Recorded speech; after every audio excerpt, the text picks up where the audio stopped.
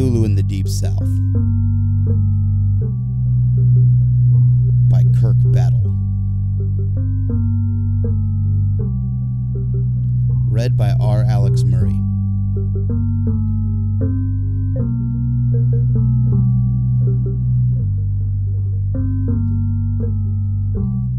Chapter 1.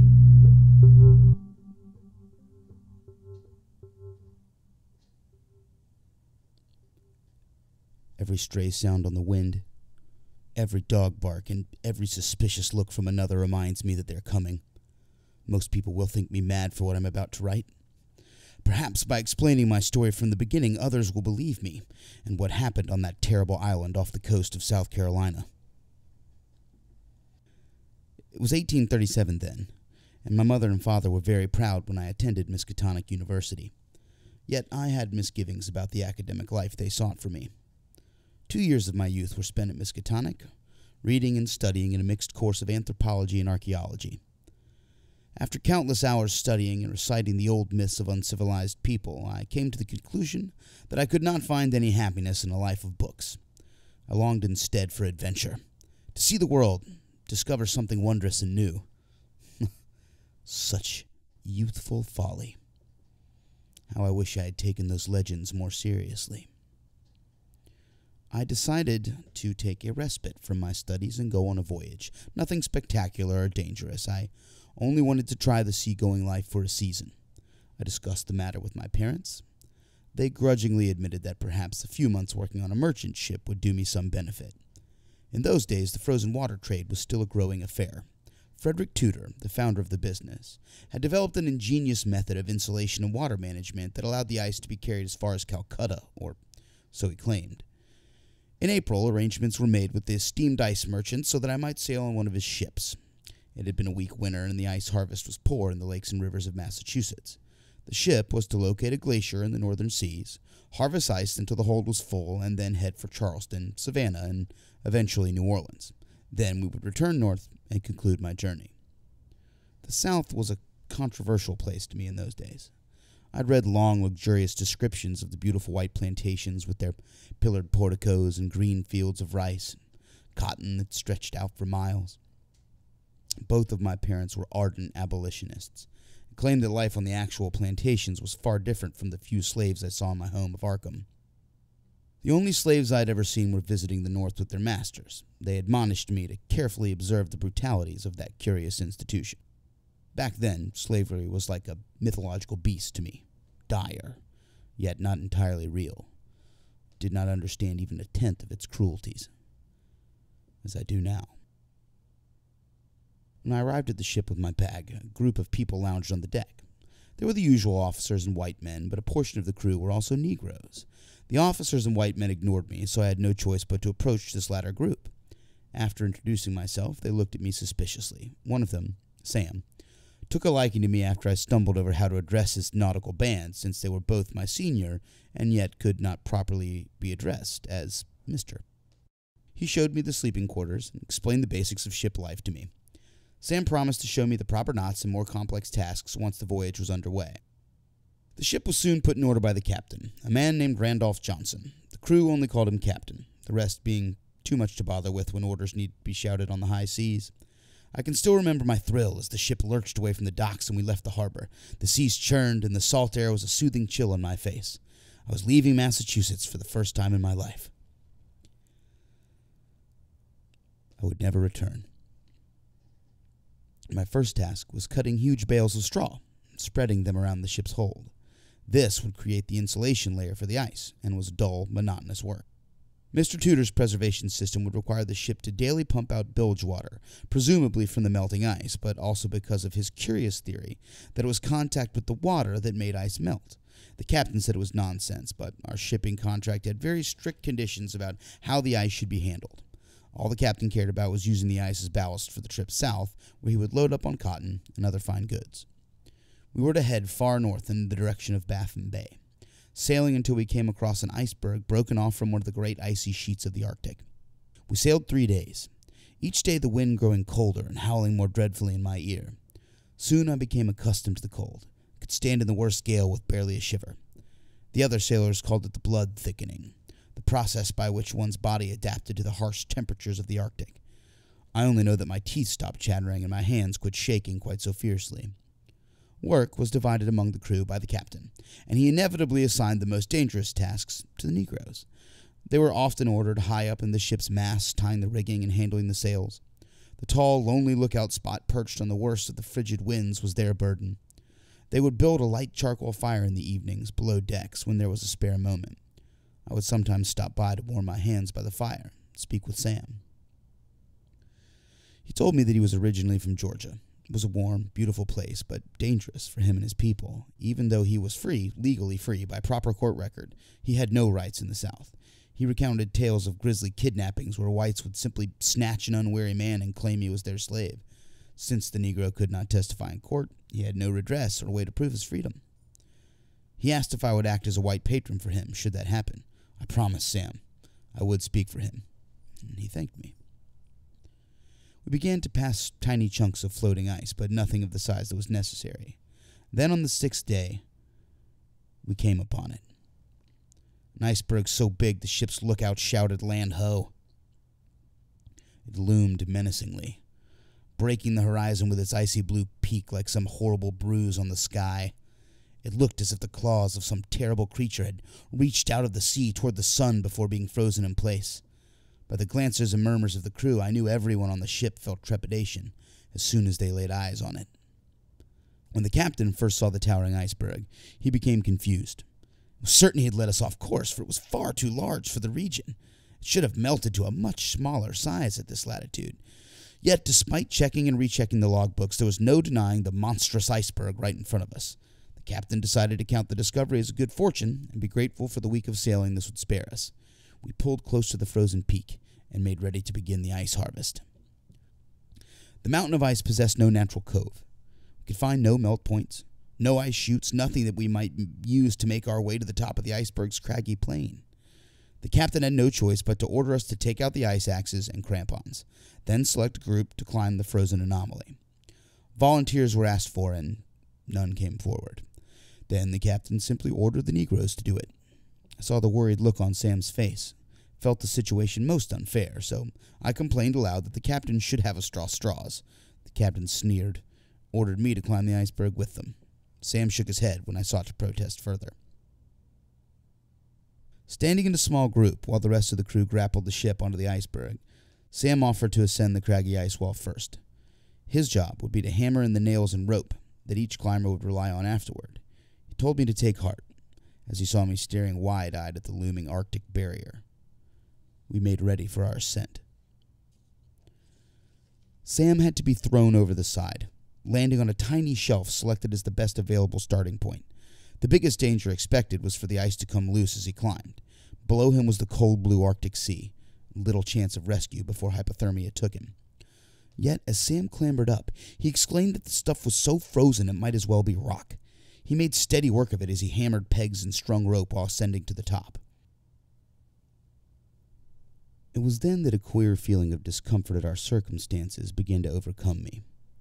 It was already strange for this iceberg to be so far south.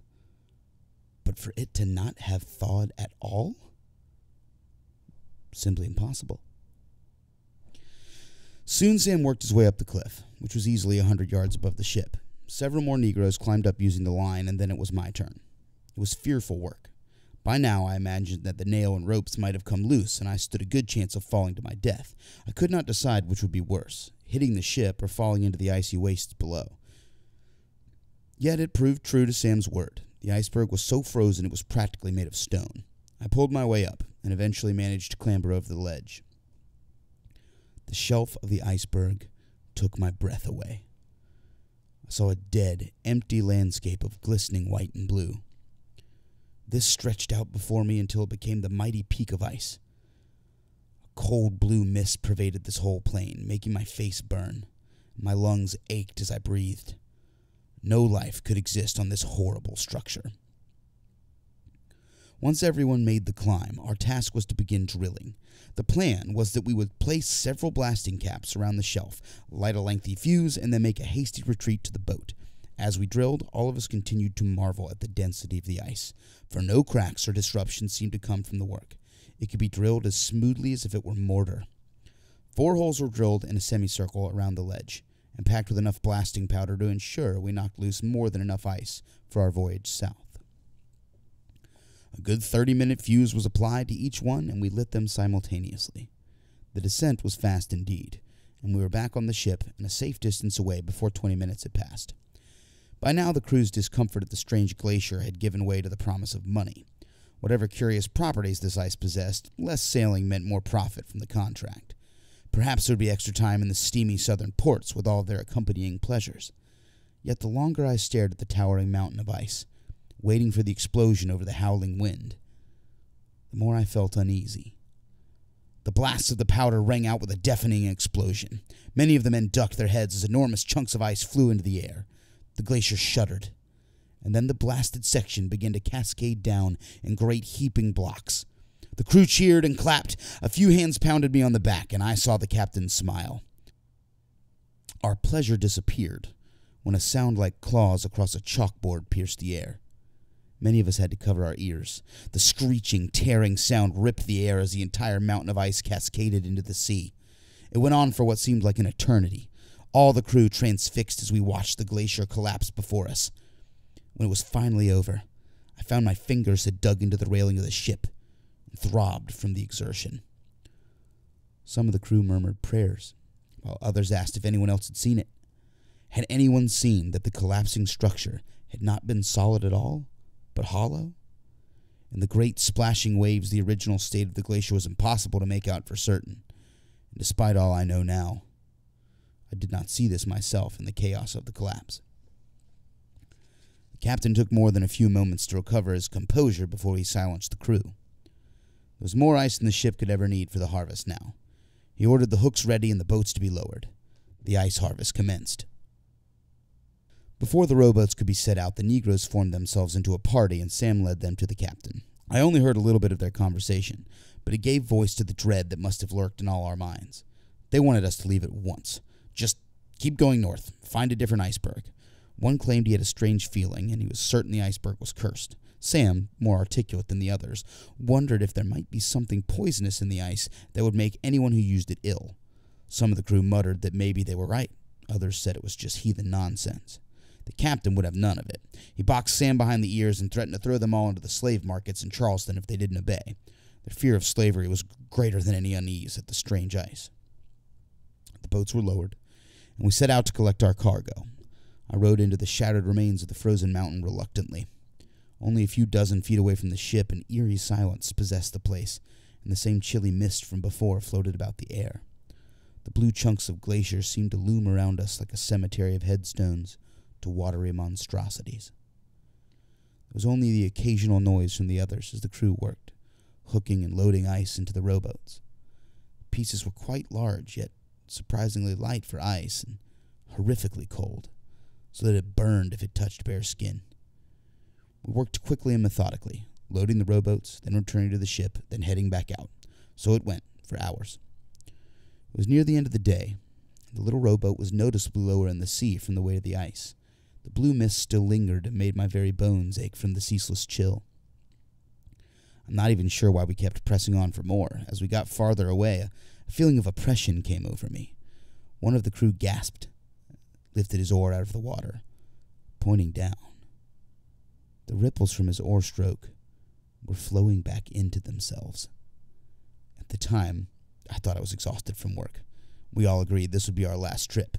We continued until we came to a long piece of dismembered glacier. No communication passed between us and the boat. Without a word, we hooked and pulled and hauled the ice on board. We turned back to the ship. This newest piece of ice held my attention. Below the distorted surface, I could discern some sort of object. At times I could see it clearly, yet when I tilted my head and perceived it from a different angle, the thing seemed to vanish. It was the size of a man's fist. It gave me an eerie feeling. I felt outside my own body, limbs moving in response to some autonomic command uttered long ago. I did not say a word of this to anyone. I had learned my lesson about speaking out after trying to help Sam. My hope was that someone else would notice it, but no one did. The ice block was hoisted up with the rest of the cargo, and the idea was dismissed as a figment of imagination. The ship's hold was laid out in a neat cobblestone framework of ice with straw packed between each layer. We filled the entire ship's hold this way, but I kept pushing that one strange chunk toward the side of the ship. Perhaps we would not need it. For reasons I cannot put into words, I knew with certainty if the strange piece of ice was loaded into the hold, it would mean our doom. The ship steadily filled with cargo, but as the last of the straw was spread, the captain himself walked straight to the cursed piece. He hooked it, and dragged it over to the hold, throwing it on top of the pile. Then he closed the hatch and fastened the door with chains. He clasped a padlock about the door and hung the iron key around his neck. Whatever I had seen was now locked below the ship, and I knew with certainty it should not be.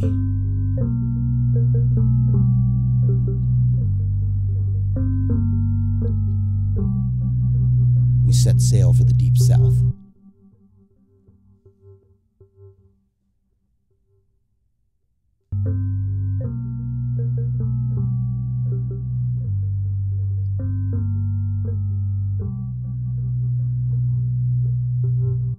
Chapter 2.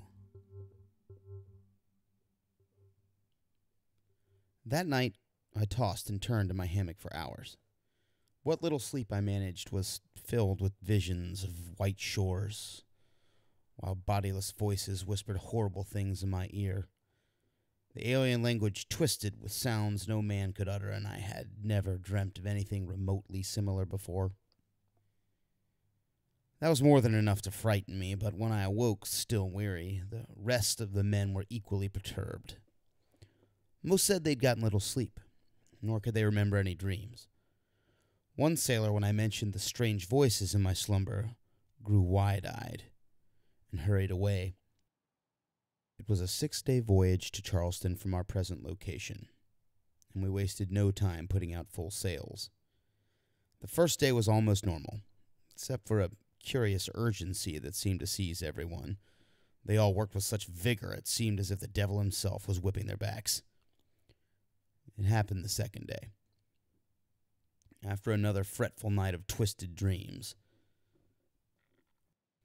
I was eating the morning porridge with a few other groggy messmates when the ship's cat walked by. It was a thin black thing, whose tenacity at exterminating rats had justified its presence for years. It was below decks with us, but had its head cocked at a curious angle. It began mewling in a terrible, piercing screech. It kept this up so long it scarcely seemed to take the time to breathe. Then it did something that made my skin crawl. It began walking backward. Not the sort of halting, staggered movement you would expect, but instead fluid and smooth motions like a marionette working in reverse. One of the crew kicked at it, while another hooted with horrible, manic laughter. The laughing man placed barrels and rope and whatever he could find in the cat's backward path, and when the cat encountered an obstacle, it would turn and work its way around as if it were normal again. As soon as it was back on course, it resumed backward locomotion. Even the captain came out to observe and offered some vague theories of what could cause this strange behavior. Later, one of the crew got so upset about the cat he tried to throw it overboard, only to have the cat run away, screeching. That evening, the other animals on the ship began to act abnormally. I was coming off of the rigging to have mess with my mates when I heard a clamor from the galley. Now, it is the tradition on any sailing ship to keep a few pigs aboard for fresh meat. The pigs had begun the same curious tilting and squealing as the cat. When I followed the rest of the crew to see the cause of the disturbance, I saw the little pigs walking backward in their pens and convulsing. After some time, they curled up and drooled from their snouts. The captain ordered them thrown overboard on account of possible disease. That was when the murmuring amongst the crew began. Sam and the other Negroes whispered that they'd warned the captain something was wrong with the ice. It had somehow gotten to the cat and pigs. The captain barked that if anyone was feeling ill, they were to report to the ship's surgeon. Otherwise, they were to attend to their duties, and soon enough the ice would be unloaded into Charleston. It was 4 more days to port, where we would unload the cursed cargo. It is no great statement to say that ice melts. The brilliant entrepreneur Frederick Tudor explained many times the bilge pump to lower parts of the deck would need to be managed constantly to keep water out. This would ensure the ice was preserved as long as possible, since the melted water was what caused it the most degradation. Now, the boy who attended the pumps worked at them furiously all day, but reported no water was coming out. At first, we assumed the ice had retained its form because we were still in a chilly climate, but now we were well past Arkham and the air felt warm. Yet there was still no meltwater coming from the hold. While this should have been a cause of some celebration, since it meant we were not losing any cargo, it also posed a dangerous problem. We were not losing ballast. The ship was sailing too low in the water. Then another problem arose. As part of my duties, I went over to the starboard side and dropped a buoy, counting off the knots while keeping the time to gauge the ship's speed. 8 knots slipped through my hand before the hourglass was empty. Once I had the speed of the ship, I informed the captain, who checked his logbooks. He kept asking me over and over if I was sure it was 8 while sighting over the coastline. Not only was the ship dangerously low in the water, we were off course. I heard the crew whispering furiously among themselves on the 3rd night. It was one thing for an iceberg to be unusually large, but for no melt at all to occur was a violation of natural law. Several said they wanted to throw the foul stuff overboard. The captain, meanwhile, unsettled the crew by furiously studying maps and spyglassing the shore for clues as to our location.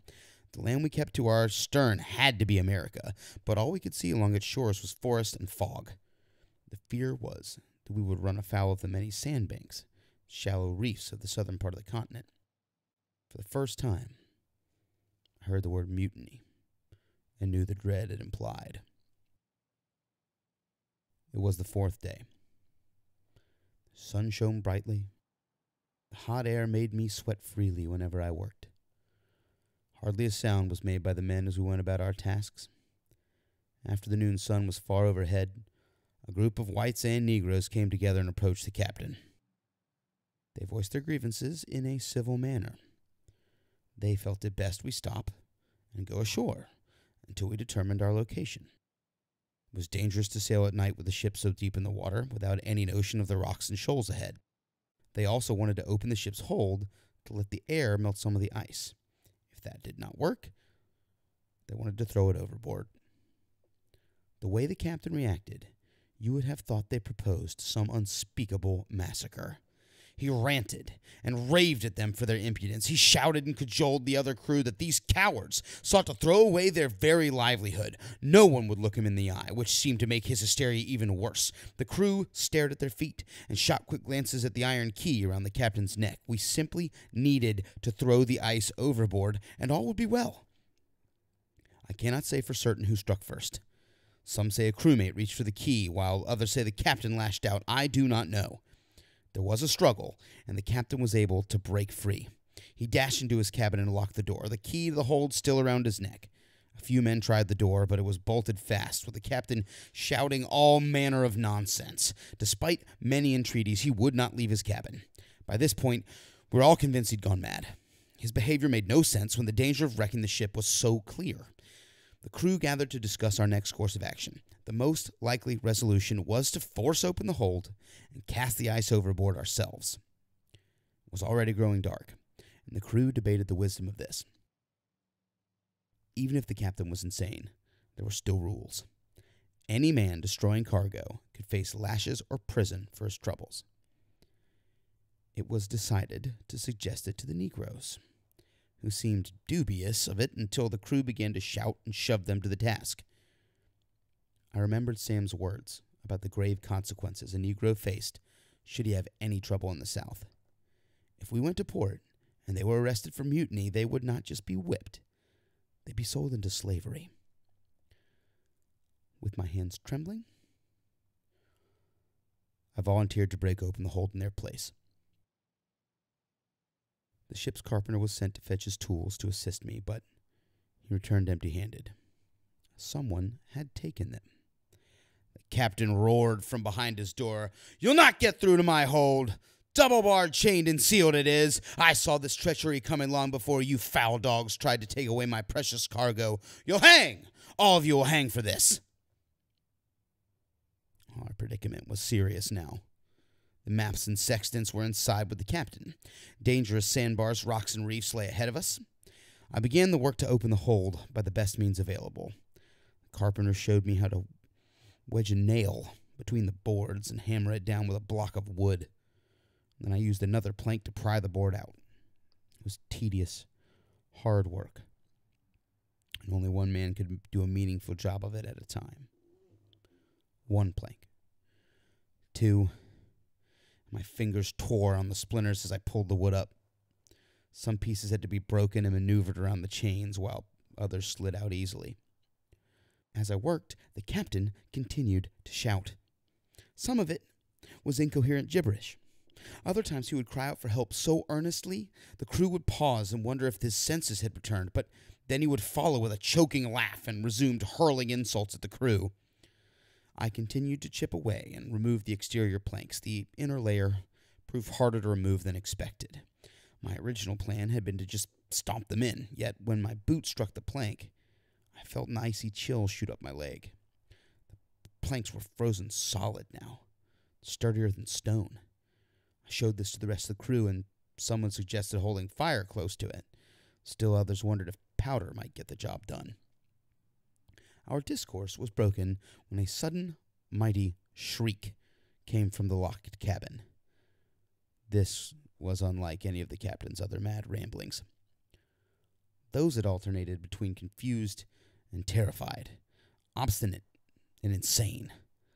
This was a commanding voice, speaking harsh and guttural in a manner that did not sound like a man's throat could sustain it long. A few of the crew put their hands over their ears. Others backed away, despite the locked door between the captain and them. I could only make out bits and pieces of his talk. Fundry, Cthulhu, Rilye, Fatan. The words struck a distant chord in my memory from my studies at Miskatonic. Some ancient legend or cult long absent from modernity. The details escaped me then. Seizing a plank I'd been using to pry the hold doors open, a crewman cried out and rushed to the captain's door. He struck the knob and screamed for the captain to stop. A few moved to try and stop him, but he was so berserk with fury that no one could hold him back. He threw himself against the door, pounding into the wood so hard I thought he'd break his arm. Somehow, the captain's words had driven him mad.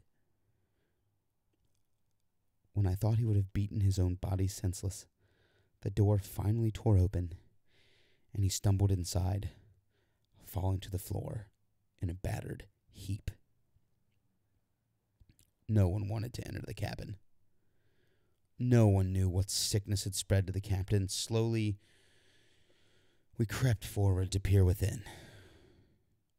Shocked, we realized the captain was not there. His cabin window was thrown open, and the only sign of his exit was the breeze blowing the drapes to and fro. The iron key to the ship's hold lay on the table. Why would the captain flee the ship but leave the iron key? What twisted motivations had driven him in opposing purposes? We had no time to puzzle out this mystery. Someone finally carried the injured crewman below, and another picked up the iron key. The lookout called from high above, "Land ho!" It was dark, cloudy, so that even the moon was hard to discern. I was just barely able to see a signal light twinkling, blinking in the distance. Before I had any time to react, I heard the sound that every seaman dreads, of the rudder groaning and the bottom of the ship scraping the too close depths of the dark sea. I was thrown aside and landed on the deck hard. We'd struck a sandbar and run aground.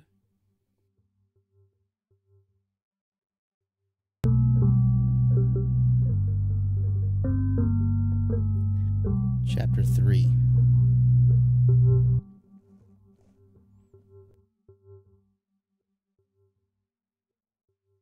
We made sure the ship was not damaged. Set out a watch and tried to get some sleep. I dreamt again of white shores and gruesome whispers. The voices seemed to grow louder, and I thought I heard them utter the same words as the captain in his mad rant. I awoke with a shout. None of the crew took notice. They were all so exhausted that little disturbed them now. Above deck, the sky was so thick with gray clouds that I could not discern the location of the sun. That did not affect the heat, which now seemed to envelop the ship thanks to the warmer climate. Talk of storms, maybe hurricanes, was on everyone's lips. The light that had been spotted just before we struck the sandbar could no longer be seen, but the land it stood upon was visible. We guessed this was one of the barrier islands, part of a network of small islands scattered along the coasts of the Carolinas. Each one was an isolated cotton plantation, complete with its own slaves and master.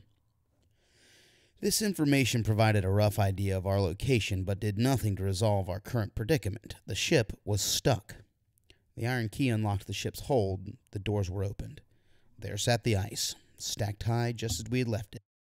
We had not pumped any bilge water from the hold, yet the ice had not melted one drop, despite the tropical weather all around us.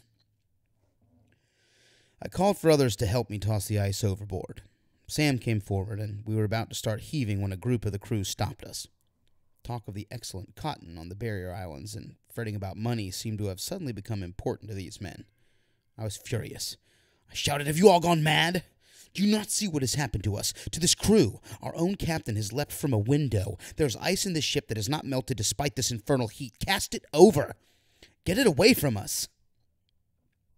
The leader of this mad opposition explained his reasoning thusly. Everyone agreed the ice needed to be removed. We would have to send a boat to the nearby island for help regardless. The only difference in our schemes was that he wanted to load one of the ship's boats and try to sell some to the neighboring island. Whoever went would be able to ascertain our location and perhaps even call for help. All I had on my side was my own paranoia and Sam, both of which the crew were quick to dismiss. They readied the boat and began loading the ice. One of the chunks they removed was the familiar piece that gave me such tremors days before. I stared at it, trying to discern if some object was present inside. Nothing was visible now. As I was lost in this trance, the crew had apparently gotten into an argument about who would go over to the shore. Most of the men needed to stay on board because if a wave knocked the ship loose or the tide rose, they would need all hands. I cannot explain my next decision, for even as I reflect on it, the whole thing seems so contrary to reason that I must insist it was not me making the choice. I volunteered to take the boat myself. The desire to be away from the ship came so urgently that I could not restrain the impulse. Everyone seemed startled, but happy to let me take on the risk. As I was being lowered down to the sea, Sam stood on the deck, studying me with a worried expression. The clouds were still gathering overhead, and the wind was picking up. I waved goodbye. He did the same. As I drew near to the island, I saw thick forests and formidable jungle along the coast, so I began to circle around, looking for a lighthouse. After some paddling, it was apparent there was a second island in the distance behind this one. This adjoining island had a distinct gloom in appearance, and whenever the breeze shifted, there was a stench of rotten eggs coming from it. I did not see the dock at first, but rather something alerted me to its presence, the distinct sound of a rosin bow over catgut strings. Not any specific tune, but rather warbling sound, unlike anything I'd ever heard emitted by a violin. I tried to slow my rowing to identify what it was, but some urging, some inner desire propelled me to rush toward the alien music. Emerging inside a small bay, I saw a tiny dock and a large field leading all the way to the towering white house. On the dock was the source of the sound, a Negro playing the violin while sitting on a box. He did not slow when I waved and called out to him. I paddled the little boat loaded with ice closer. It was not until my oar knocked into the dock that the fiddler looked up. He seemed to show no deference like Sam and the others on the ship, instead looking at me with a placid expression. "You're early," he said. I only stared at him in surprise. He must have been the slave of someone in the great house. He was dressed in an odd mismatch of riding clothes and formal wear. Perhaps his master had given him the items second-hand. "Can you lend me a hand?" I asked. "My ship is carrying ice to Charleston, and we've gotten stuck on a sandbar. Can you fetch your master for me? I must speak with him." The slave seemed to be listening to some other voice and ignoring me, yet was still staring intently toward my boat. Then he noticed me and nodded. "Yes. Ice. Let us bring that piece with us and go up to the house."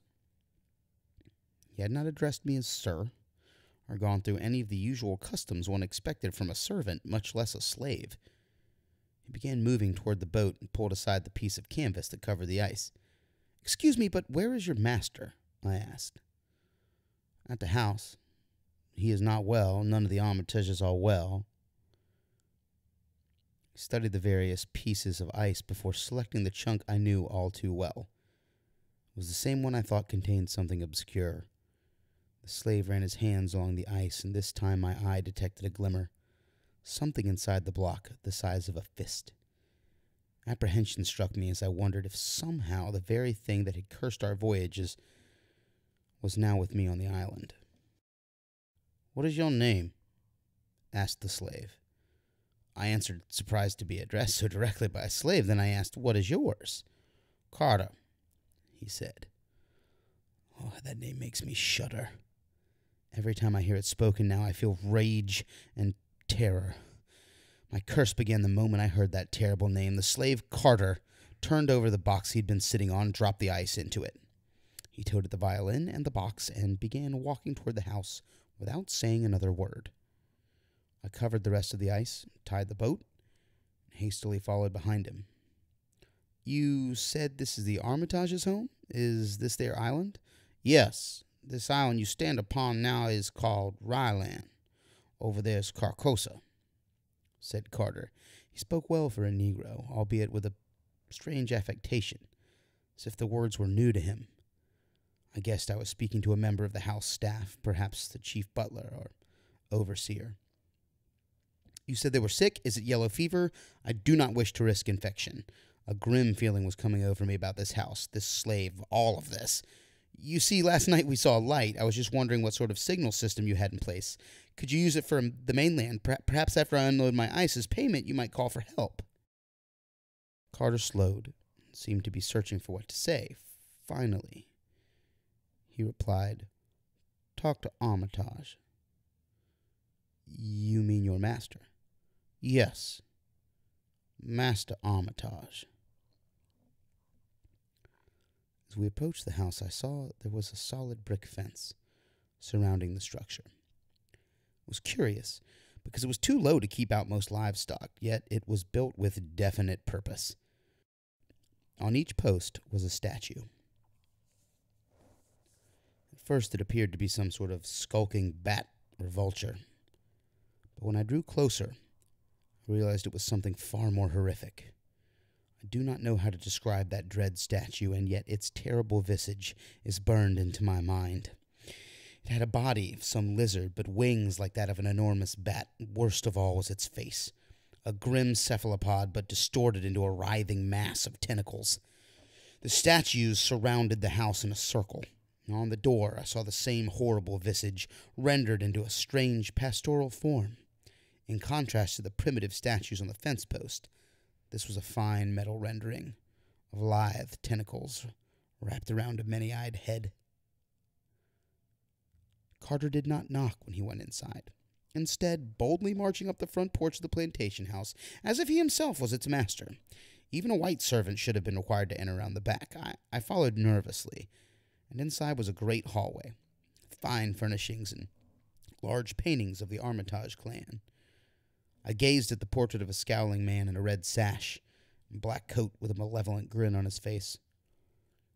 There were distinct signs that the place was not being properly kept. Dust lined all the furniture, and the paintings were tilted at an off angle. Silver bowls and candlesticks were browning and in need of a good polishing.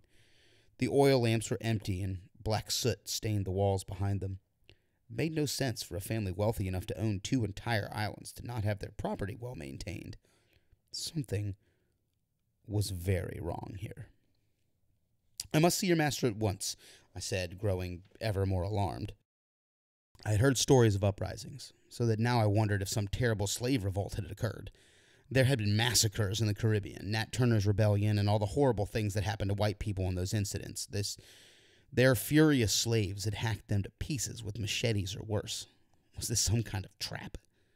Carter continued walking into the dining room, and I tried to follow. A fetid odor stopped me in my tracks. Rotten animal flesh and corrupted produce filled my senses so that I turned away, repulsed. The dining table was covered in animal carcasses, but they were not the remains of some meal because they did not appear to have been cooked. They were dissected. Carter took no notice of this disturbing arrangement and walked to a great silver platter on the far side of the table. He hefted the ice block onto it and then dragged the bow of the violin across his instrument to emit a piercing wail. I began to hear movement and bumping upstairs, and he turned to me. "They will be here soon."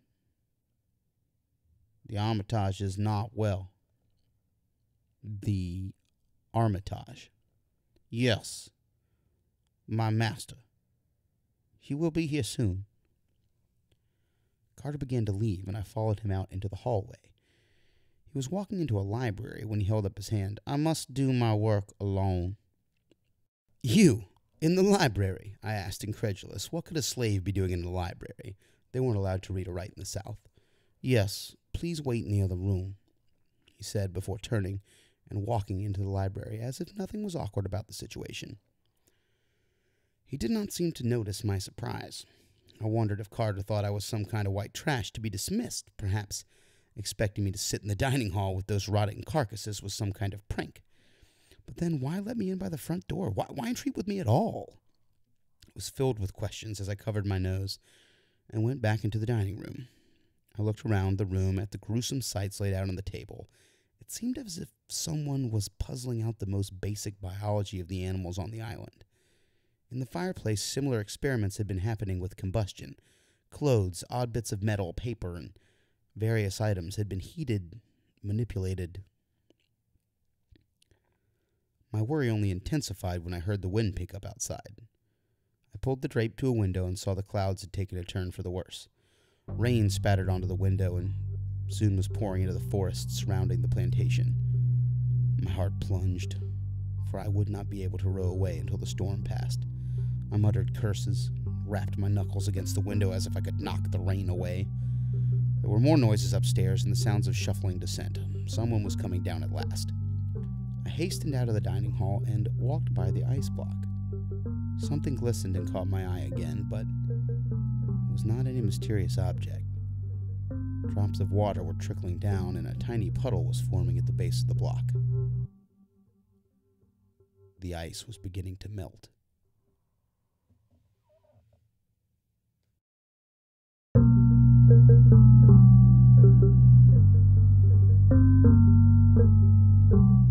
Chapter 4.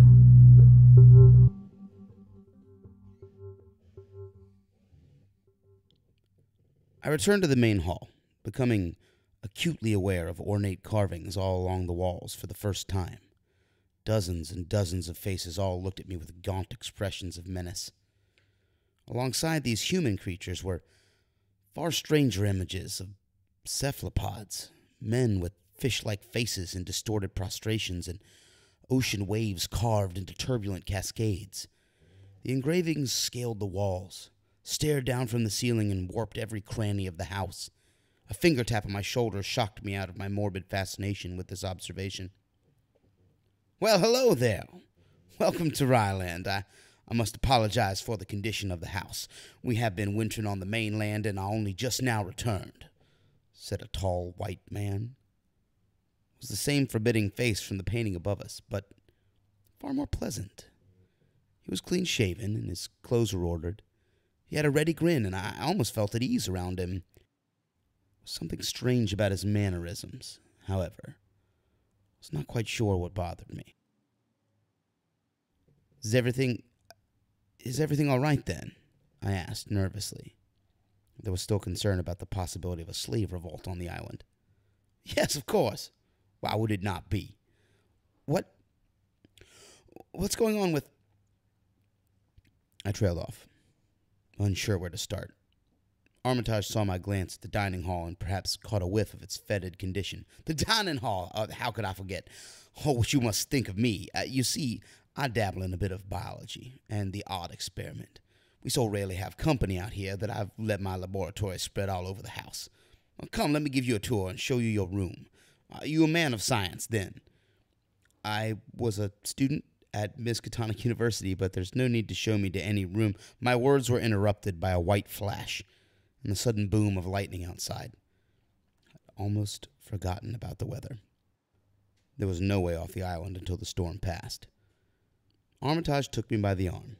Come, let me give you a tour. You've already seen the library and the dining hall. The kitchen house is out in the back. We'll have some sort of dinner ready soon. The house did seem to still be coming out of winter storage. We went through rooms that all proved to be quite ordinary, if not slightly tomb-like. Everywhere there was a thick layer of dust. In the cigar parlor, the drawing room, and several other spaces, long linen sheets covered the furniture. This Armitage was strange, but I sensed no ill will from him. We came to a closed door upstairs, and Armitage knocked on it lightly. Dear, we have company. I heard a strange coughing noise, and a sound not unlike the clicking of one's tongue on the roof of their mouth. I'm afraid it's not a good time. My daughter has not been feeling well lately, and here is an empty servant's quarter where we'll let you stay. Most of our slaves are over on Carcosa. Only Carter is with us now. I nodded, still surprised at how strange this whole visit had been. Throughout the tour, Armitage cleared away dust, doing work that one would have expected a slave to do. They were being absurdly generous to me, but I suppose by my manner and eloquent speech they could discern I was a gentleman by birth. Despite telling him payment in the form of ice might still be had, Armitage said there was no need. If you do not want any, then will you still be willing to contact help for my ship? Certainly. Charleston is just across the channel. Once this storm passes, we'll figure something out. My room was a small attic space at the top of the house. A pallet was laid out near a tiny window. After showing me where I would lay my head, Armitage began to ask all sorts of social and political questions. He wanted to know about which states allowed slavery and which did not. He was surprisingly ignorant on matters of politics, but I was happy to explain the Missouri Compromise and the precarious balance of one slave state to one free state. It's all Washington, you know. If anyone with some sense went up there to straighten this whole mess out, I'm sure... I trailed off as I realized my abolitionist sentiments would certainly be offensive to a slaver. I decided to change the subject. After thanking him for being so generous, the tale of my strange journey began to pour out of me. He listened attentively and gave no reaction to anything I said. Armitage never once questioned or doubted my strange tale. When I was done, he nodded sagely. You've had a very rough voyage by the sound of it. You're safe here. It will all be resolved soon. As the rest of my family is not well, I must ask you to take your meals upstairs. I will make sure something is brought up to you. He gave me a creaky smile and then turned to go. I asked, so after the storm, do you think it will be difficult to get help, a tug or some other means of removing us from the sandbar? No, said Armitage, a little slowly. I suspect something will happen by then. His words did not soothe my fears, and in the servants' quarters I still heard the rain clatter on the roof as the wind roared outside. It was a storm of incredible fury, so fierce it made me glad I was here instead of the ship. My heart went out to Sam and the others. I sat on the pallet and tried to relax, but my mind swarmed with questions. The slave Carter was unlike any I had seen in the North. My parents had warned me many times that slavers lied and disguised their wicked ways, yet this Carter did not seem miserable or abused at all. I wondered about the other island, where the cotton growing took place, the one called Carcosa, and if the slaves there lived under worse conditions. It was said the field hands had the brunt of slavery's horror. Most of all, my mind kept going back to the strange item encased in ice downstairs. Was it melted free yet? It was a light tap on my door, and I rose to open it. No one was outside. Instead, At the threshold, I saw a covered bowl with what seemed to be my dinner. When I removed the cover, the contents shocked me. There was corn mush, grass, bits of leaves, and some malodorous concoction of spices, like someone had boiled random scraps from the pantry. It seemed like the creation of someone with no earthly idea what people ate. I stuck my head out into the hallway and heard talking behind a closed door.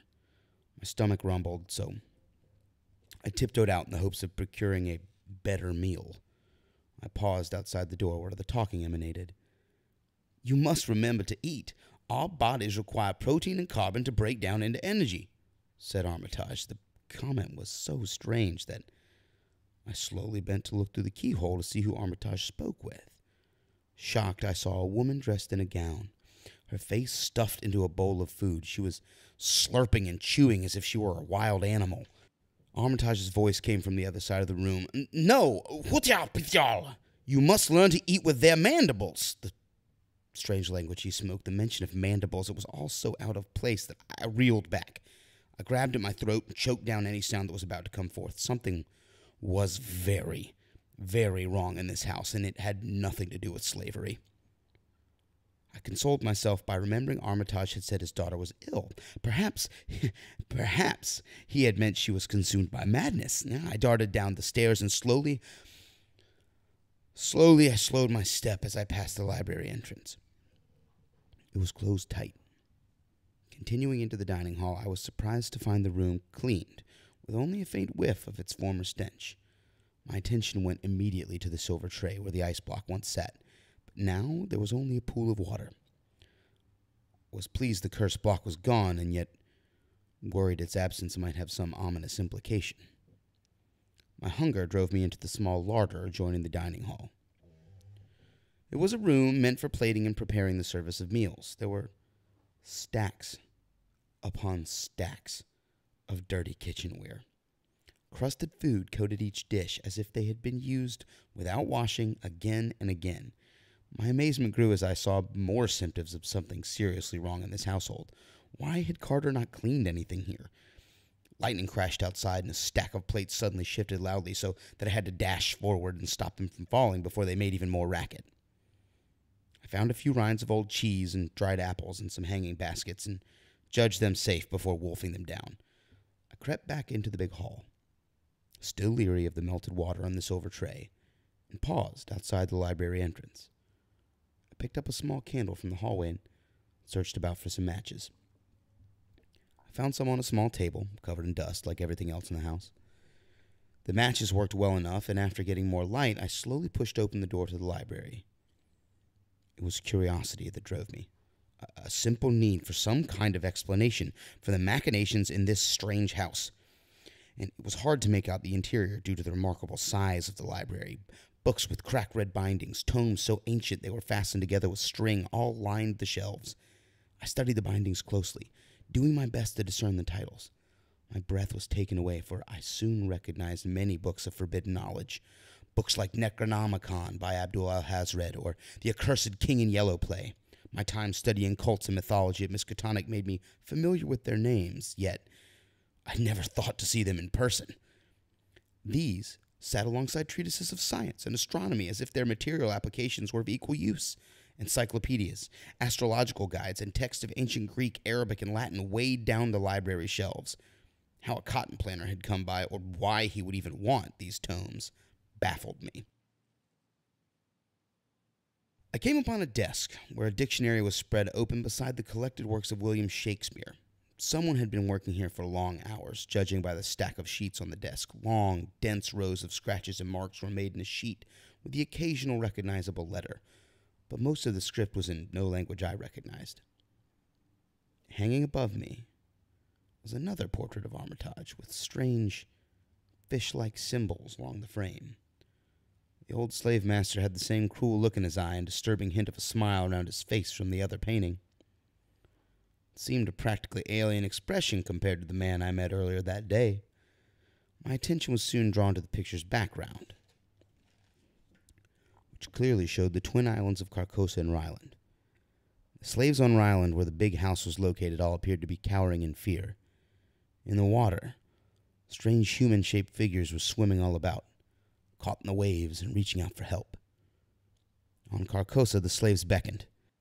The artist had seemed almost reluctant to paint these slaves on the latter island, splotching and blurring their faces. I resumed following along the rows of books, titled with languages I did not recognize. There was even a rack for scrolls, ancient and yellowing. I finally progressed far enough away from the entrance that I was able to make out the far side of the library. It was there I saw it. A great sheet of canvas had been raised against the wall, fixed recklessly with nails so that the plaster and wallpaper were ruined. Upon the canvas I beheld thousands of markings, notations and lines so elaborate as to not be the mere drawings of the insane. This was clearly some sort of complex design done by a sophisticated being. The markings were in that language I first saw on the desk, but also words from our own that I did not recognize. The word Shoggoth appeared, Yith, along with Migo, then more which I could not decipher. I only say that because they seemed to have no earthly pronunciation, serving instead as a rough verbal approximation. There were several Egyptian hieroglyphs, particularly for the terrible Nyarlathotep. These symbols would appear in a single straight line, like how one would organize a linear history. But then there was a circle of information with the same symbols surrounding the sequential order. It was as if some elaborate equation was being graphed, and the trajectory mapped out in a parabola of symbolic possibility. There was not much time to decipher more from this canvas before I heard the sound of creaking boards. Panic seized me because I knew of no exit from the enormous library besides how I had entered. There were glass windows along the sides, but any crash would surely show signs of my escape. I blew out my candle and backed into a dark corner. If someone should come inside, perhaps I would not be perceived. The contents of this library convinced me more than ever that Armitage and his ilk were not just dangerous. They were insane. There were more footsteps, and the telltale creak of the library door. I clung to the hope that perhaps I had not been seen. I kept my breathing quiet. The dark was so great, and the sound outside so loud, I felt almost as if I were alone in some infinite void. I waited a long time, counting my breaths until I reached 100. Then for good measure I counted out 100 more. I neither saw nor heard anything except the constant pulsing rain. I prowled toward the exit. Suddenly there was a roar, and a crack of lightning. An explosion followed, and a white light flashed. Standing in the middle of the room, arms crossed, was Armitage. So you found us out. Very well then, it's time we had a real talk. Who are you? Would not be possible for you to correctly utter my name. The question really is, what am I?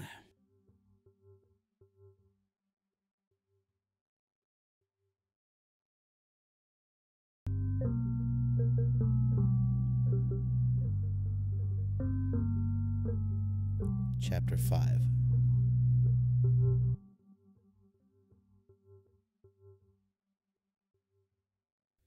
After my host's announcement, he called in Carter and they put together a fire, Armitage doing most of the work. What bizarre thing happened to these people that a slaver would perform the labor of his slave right in front of him? I now found myself resting on a couch in a library, staring at these two men who declared with utter seriousness they were not all which they seemed. The shock of thunder and the clatter of rain announced that the storm raged on. The master tended the flame and glanced worriedly at the large canvas of spheres and untold histories while Carter moved to working on Shakespeare. His violin sat next to him and he plucked one string lightly. "Dost thou? Dost? No, that cannot be the common tongue any more," muttered Carter. After checking his notes again, Carter turned to me. "I must apologize for my deficiencies of language beforehand. I was not prepared for this time period, and currently your species distorts their perceptions of reality through linguistic constructs. I understand how one speaks is a part of their identity, but I did not grasp the confusion it would cause due to my skin pigmentation." You are educated, then?" I asked. finally realizing that perhaps I was far out of my depth with this Carter. Far beyond even your most basic comprehension. What eluded me was not your language, but rather all the complex ways I was expected to behave due to the body I inhabit. This slave role, all the yes-masters and congenial smiling, and the deference expected merely because of the skin's shade, or whatever it is your species prizes about your genetic makeup. I have examined several samples, and I can detect no real advantages to your pale mutation. I looked at Carter curiously, wondering at his assertion of mental superiority, yet proclaiming this superficial understanding of the race issue. No highly educated slave could think in this manner. Skin color was certainly a signifier, but this Carter seemed to have no real experience with the matter. He did not understand that it was not a genetic issue alone. Slaves were deprived of education, hope, or even the opportunity to change employers. These people were stolen from their homes and stranded in a land they knew nothing about. I searched for some sort of human consideration in Carter's vision. I saw only a kind of indifferent curiosity. After a moment, he raised 2 fingers and said, "May I?" Not knowing what choice I really had, I agreed. He took my pulse and then nodded with satisfaction. Even now you are terrified merely because of my refusal to act in some subservient role toward you. I have done no harm, made no threat, said Carter, sounding more puzzled than upset. But then your heartbeat may simply be a product of your circumstances, because there are certainly a great many things you should fear right now. Indeed there are, said Armitage, crossing over to us. The door opened, and the young blonde girl, whose face had been down in a bowl of grassy mush, entered. She seemed quite sane now, tall with the same eyes as Armitage, but sharing the eerie mannerisms all 3 possessed. It was as if they had to remember to act like people, not quite properly demonstrating human mannerisms in a way one might mispronounce words in an unfamiliar language. Armitage continued. I must apologize for not explaining things sooner, but we were not expecting the Keystone to arrive with an escort. I did not realize everything until you told your story, and afterwards I simply hoped the storm would pass and you could be on your way, but then, here you are. He pointed to a specific mark on the canvas of symbols and timelines, as if that signified our location.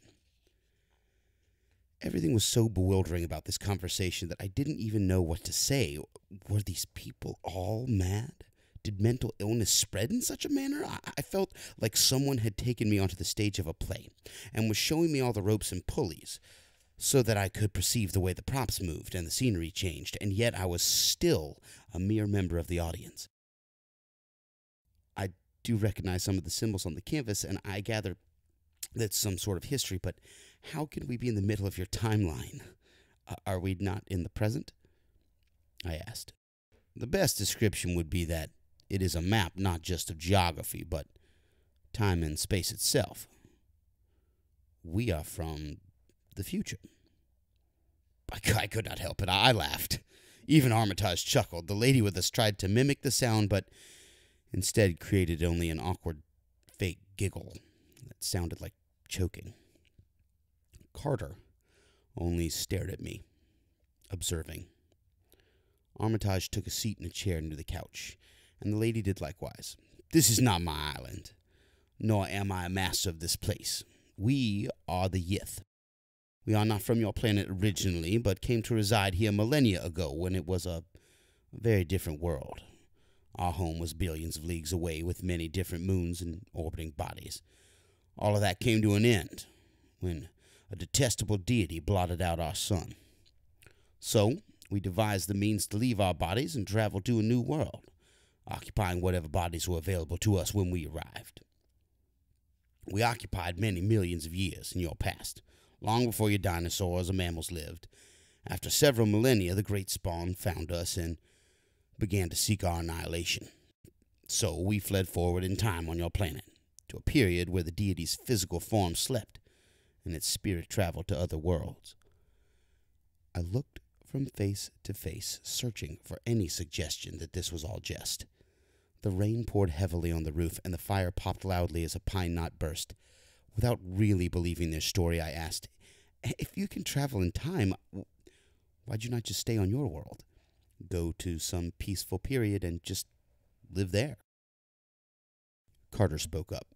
"For fear would disrupt our own history. Our actions on this world would not affect us, and we have no real participation in yours. It should be of no real concern for you or your species. You will not even detect us with your primitive sensory organs." Instinctive disquiet swelled up in me from the way Carter spoke about traveling Earth's timelines as if it were something of no consequence. A more sinister question came to mind, and I decided to humor them. "What happens to the former occupants of your bodies? Where's Armitage or Carter or his daughter if not here in this room?" "They inhabit the bodies we were trapped in on the day the great spawn will strangle out the last rays of warmth from your sun," said Carter. "The last intelligent life on your planet is a highly evolved species of cockroach. Considering how difficult it has been for us to adapt to this ape physiology, I imagine the reverse will be quite troubling for them. Not that they will live long enough for it to be a concern." I managed another laugh, but it was much weaker this time. They all spoke with such earnestness that it was hard to not be swept up in their mad delusion. I complained, "That's a terrible fate. You stole their bodies and left them to freeze?" "We did not steal their bodies," said Armitage as he eyed Carter. I thought I detected a warning glance from him, but could not be sure what their strange manners meant. "The human, known as Armitage, contacted us. You have seen his library. You know the dark arts he was capable of, and among those skills included an ability to communicate across time and space. He asked if we would be able to cure a specific disease that infected his slaves. Their dark skin was turning gray and murky, their eyes taking on a milky film, for you see, this Armitage was once a seafarer. He made his fortune in the West Indies, among the sugar plantations, and while he was there, he encountered the followers of the Great Spawn." You keep referring to this great creature, the Great Spawn. What is it?" "Your species' vocal cords cannot really pronounce it, but its name is Cthulhu," said Carter, almost whispering. The sound was almost a coughing, choking noise on the slave's lips, but I could discern it. Goose flesh crept up my body. The captain had screamed it in his quarters before he jumped to his death. How could they have known that same name? That was more than just a small coincidence. My dismissal of their tale began to waver, and my mind started to fathom that perhaps all of this was not so far-fetched. Armitage continued. "Like us, Cthulhu can travel across time and space. On occasion, it will contact the peoples from different eras to propagate its race. Armitage formed such an alliance. He gained access to abilities far beyond anything your primitive species can manage. That is why the Great Spawn's visage surrounds and shields this house. With his power, Armitage obtained wealth and land, eventually buying up both of these islands to start growing cotton. He bought over 100 slaves and became lord of his little realm. But for Armitage was not enough." Carter sneered, gestured to the portrait of the slave master. The fool realized too late that he was no master at all. Everything he did was the will of the Great Spawn. This slaver was nothing more than a slave himself. Armitage continued. In payment, he forced his slaves to mate with the Great Spawn's children. He did not drug them or ease the pain of this horrid act. They either followed his orders or faced death. These new children looked and acted like the rest of your species for a time. But then slow changes began to take hold. They became less human, more like their foul source. Eventually, they returned to the sea to join Cthulhu in his underwater citadel, said Armitage. That was the sickness, I take it? I murmured. My lower instinctive brain was overflowing with terror, yet my rational mind still resisted. Was any of this possible? The strange behavior of everyone on the ship, the dreams, all of it was taking on an insane logic my mind struggled to accept. It was madness to do so. Carter nodded gravely. Armitage contacted us as we froze to death on this planet's final day. He told us he had vessels for us to inhabit, and that their occupants no longer desired them.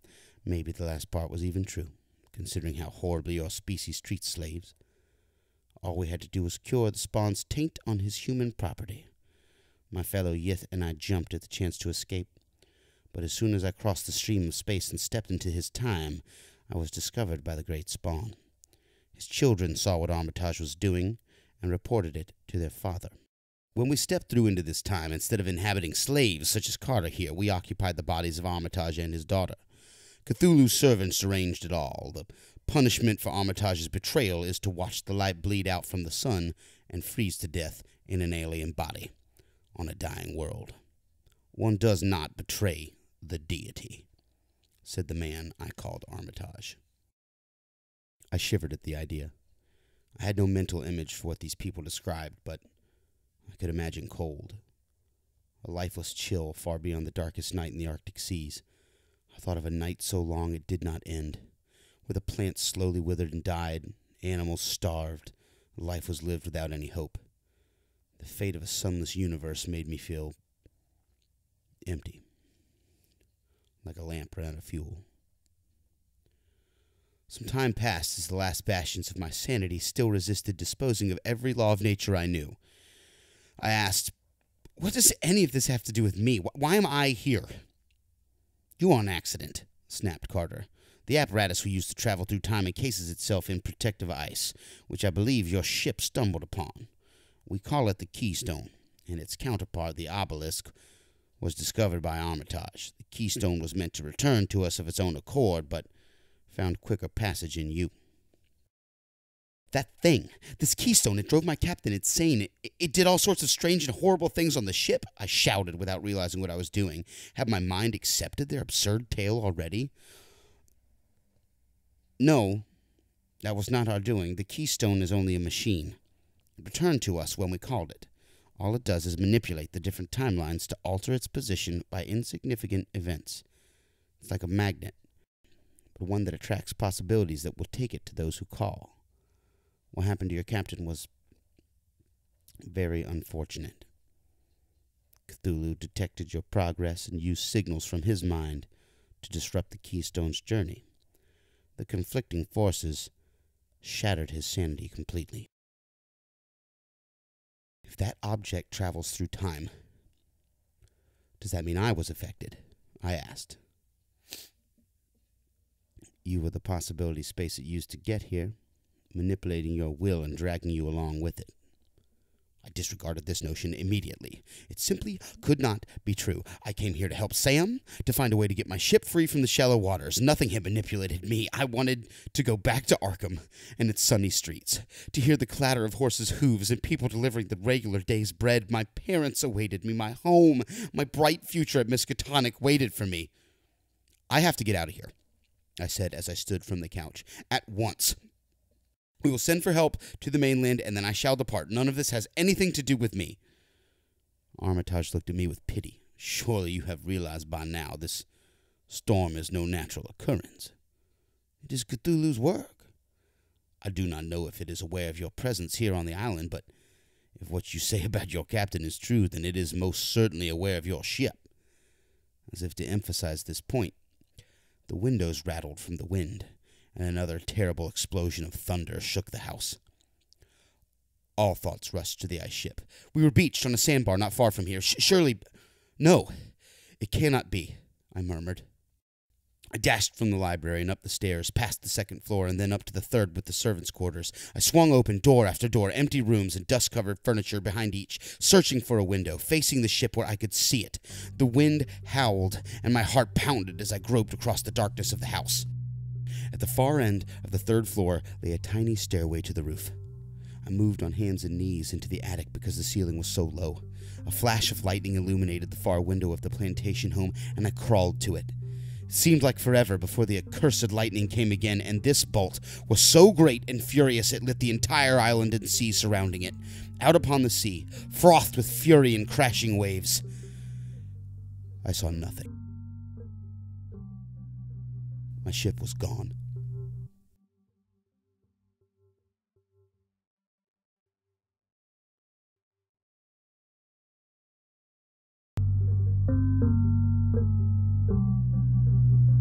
Chapter 6.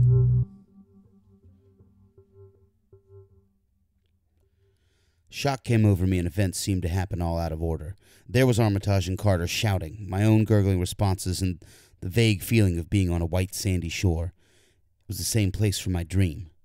I sensed a great black mountain where loud booming thunder erupted every few minutes. My perceptions focused again, and I found myself drenched in sweat, back in the library. Armitage was reading a text on botany in a chair by the dying fire. Carter sat at the desk, flipping through books and writing notes on the sheets of paper stacked neatly beside him. It still took me a moment to accept that he was not a servant or slave, but instead some being, placed inside a body with a mind that far surpassed anything I had ever encountered. I marveled at how little was left of my sanity to consider accepting such an absurd assertion. My ship must have been blown away in the storm, I muttered, rubbing my eyes. Or worse, mused Carter. They were outside the bounds of the protective circle. Old Armitage may have been crazy enough to double-cross the deity, but it wasn't suicidal. The great spawn's human offspring won't attack us inside this house. I cannot say the same for your ship. I balked at this bizarre rationalization, wondering if I should even listen to this nonsense anymore. I witnessed strange things, even things I once believed impossible in regards to ice, but there was still some explanation, still some reason it was happening that did not involve time-traveling monsters. I did not want to know what these people had to say anymore. I must get off this island. I shall take the rowboat I came on. The mainland is visible from here, so it cannot be far. Armitage shook his head. You cannot. Spawn's children will detect you in an instant, and then you will be taken to Carcosa. And they'll take you back to the obelisk and spill your blood there. You must understand I only say this for your own sake. If you were to die near the obelisk, what is not dead can lie eternal. I do not know how to express how terrible it would be, but your soul would be cut loose from your body in a place only seen in dreams. Do you now understand the risk you are taking by demanding to leave? Revulsion gripped me, and my mind rejected any more of their story. If Armitage wanted to carry on this strange performance with his slaves, that was his concern. Outside, the dawn was just beginning to break, and the storm was subsiding. A bluish-gray sky was overhead, and I could see just a few tendrils of wind in the trees. It would be safe to row. He does not yet believe us. Not fully, mused Carter. He reached into his coat pocket and withdrew a strange object. It almost seemed to blur and twist in his hand. It was as if I were looking at a poorly taken daguerreotype, made real and in color.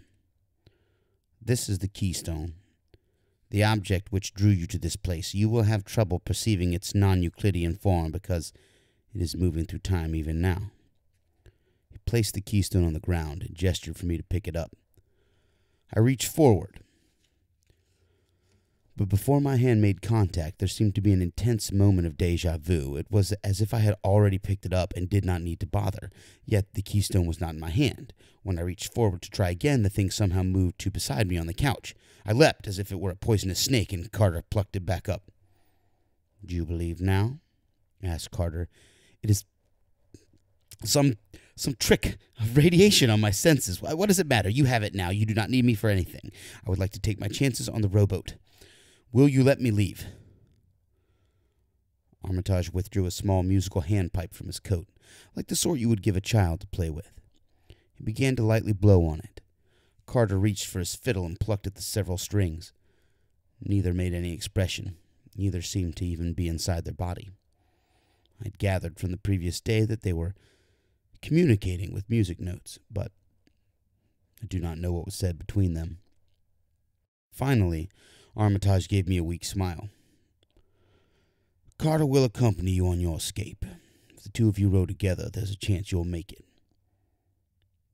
Why would you want to come with me? I asked, suspicious immediately. Once we were back on the mainland, all talk of evil deities and fish monsters would not be acceptable. Perhaps this was all some kind of scam for me to help a runaway. But then that made no sense at all if Armitage was truly his master. What is the point of traveling millions of years into the past to flee one death, only to succumb to another? We are almost out of food. I'm not familiar with the sensations of these bodies, but I suspect we are starving. If I make it, I'll send help back. Perhaps I can even find a place where my skin color will not cause any social issues. There is such a place, correct? Asked Carter. In his question, there was hope to find better circumstances, and I felt genuine pity. Abolitionist societies certainly existed, and great discussions about the Negro question could be regularly found in the debate halls, yet in the North they were still only servants. They were not allowed on the train cars and often were made to sit in the back. Poorer whites seemed to take the most umbrage at them, their precious social class being constantly pitted against what most would see as the final rung on the ladder. The North did not permit slavery, but was not free of its problems. I thought on it for a moment. My only real desire was to be far away from this strange barrier island. The pair did not seem open to letting me leave on my own. It would all be resolved once I was on the mainland. Perhaps I would find my crewmates and greet Sam again. Then Carter could go north with us. What he discovered about the true nature of the world after that would be his own business. Yes, it's nothing like the Deep South. People will marvel at your powerful intellect, but I'm sure you can make your way in the world. I lied. Armitage and Carter seemed content with this, and we began to ready our departure. There was no stopping my exuberance at escaping that place. I was not even overly concerned about the ship, since in the dawn light I was able to look again, and I saw no wreckage. The storm must have pushed it free of the sandbar. They were probably already in Charleston, having a grand time in some tavern. I would join them soon. My preparations to leave only slowed when I stepped outside and saw Carcosa across the rough sea. The island looked gloomier now. The brown and green trees of the place seemed to pucker and grow like some diseased abscess rising out of the ocean floor. A hot, fetid odor crept across the murky divide that still reminded me of rotting eggs. I set out toward the little dock, and Carter followed. We found the rowboat still tied to the dock, battered from the storm, but still seaworthy. The pitiful remains of the ice were kicked overboard, and we made ready to leave. Armitage accompanied us with his daughter, who now experimented with the occasional word beyond croaks and whistles. "Good luck," she tried. Carter flecked a string of his violin in reply. "If the worst should happen, I will do my best to free you from the ebbs of time. Send for help once you can," said Armitage. Carter nodded, said nothing. Both Armitage and his daughter waved goodbye, and I returned the gesture. We untied the boat, and I began a few careful strokes. The plan was to have one person row as hard as they could, then switch out. That way, we would stay at a good steady clip all the way to the mainland. I could see those bright emerald shores in the rising light of dawn, promising freedom. I rowed first. Carter explained that if we started out bold and fast, there would not be enough time for the slaves on Carcosa to spot us. The fact that I had never seen one of those creatures did not reduce my urgency to get ashore. The water quietly rushed by as the oars creaked against the wood, and we made our way across the sea. It was some 15 miles to shore. My mind kept turning their story over, trying to find some flaw in it. Perhaps now that we were away from Armitage, this Carter would drop the act. I had heard of slaves behaving differently once their masters were gone, telling the secret of the master's savagery. Carter, if I may ask, where is it you and your friends are going? If you can travel across time, and time ends with this spawn strangling the sun, then where do you flee? Carter did not take his eyes from Carcosa, alert for any sign of activity. Back? A few years of peace here and there. Sometimes we last a decade if the great spawn's dreamwalker does not find us. But the hunters always find us eventually. We will keep going back into the millennia until there is no sophisticated life for us to inhabit. And then, I suppose we will start forward again if we survive that long. On and on, till all the moments and spaces of this planet are consumed by the great spawn. And then, you ready to switch out yet? The boat swayed while we exchanged positions. Carter pulled hard and made great swirls of water with each stroke. He worked rapidly, and the sun was high in the sky now, and everything upon the sea was easily visible. We were some 5 miles across, with 10 to go.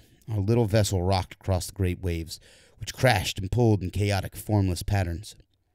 Suddenly there was a slight knocking sound, and the boat dipped on the right side and then the left.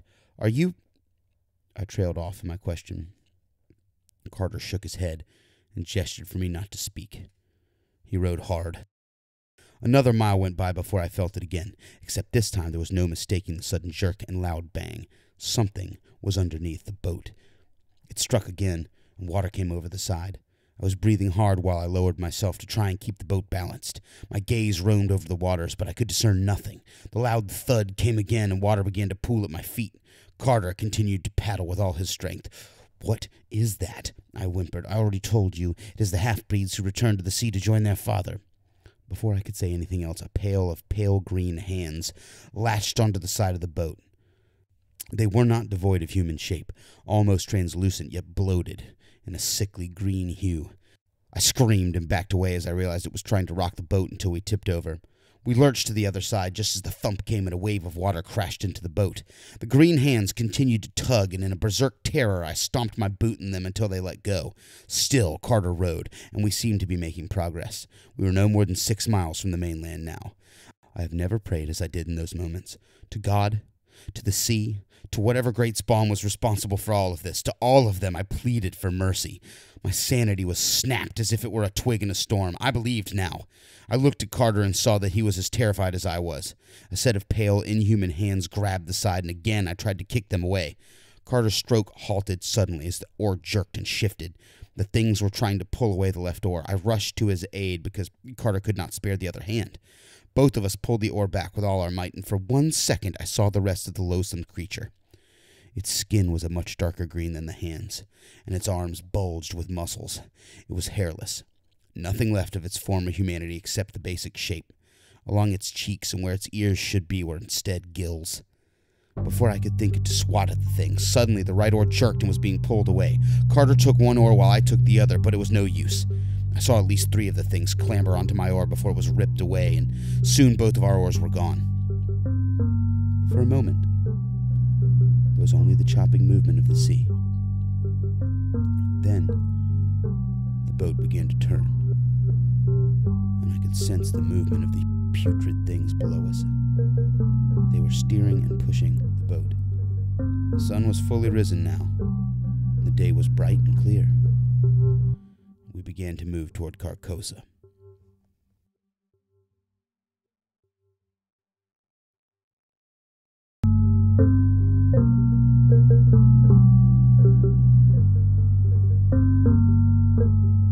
Chapter 7.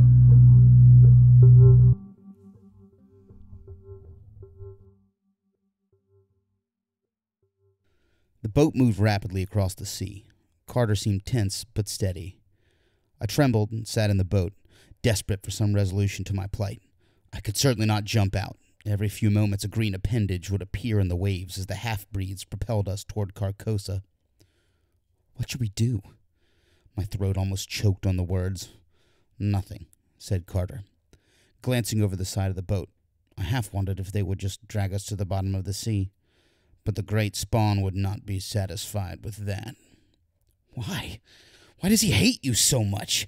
There had to be some reason to all this, some sane explanation that would justify Carter's alien calm. My friends and I are thieves to him. A nagging absence in an otherwise perfect timeline, ending with a black sun that bleeds out into the stars while every living thing on this planet watches.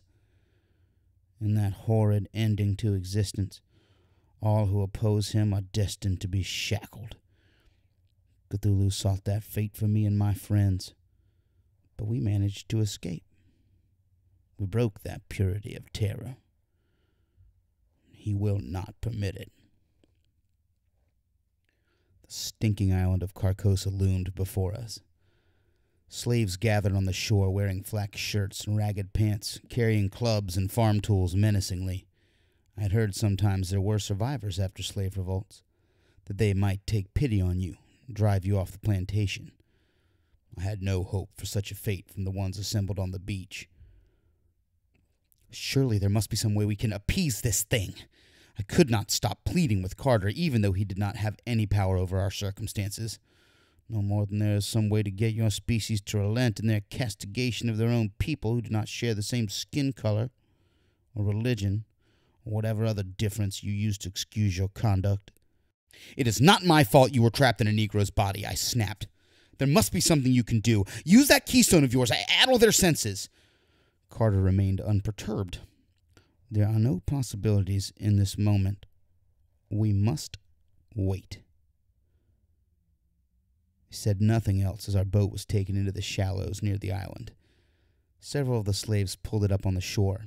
I stared in horror at their twisted features.